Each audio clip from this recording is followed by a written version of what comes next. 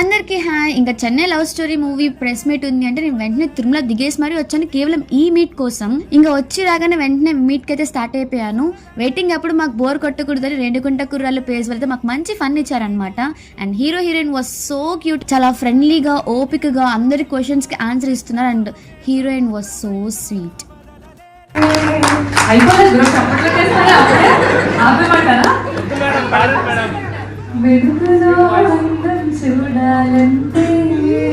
ఇంకా Q&A photo session మొత్తం neat గా కంప్లీట్ చేసుకున్న తర్వాత అందరూ కలిసి స్నాక్స్ సెషన్ కి అయితే వెళ్ళిపోయాము. నేను స్నాక్స్ తింటున్నాను, డిఫరెంట్ వర్క్స్ చేస్తున్నాను, అందరితో మాట్లాడుతున్నాను. అయినా నా మైండ్ అంతా హీరోయిన్ స్కిన్ ఎలా అబ్బా అంత గ్లోగా ఉందని ఆలోచిస్తున్నా.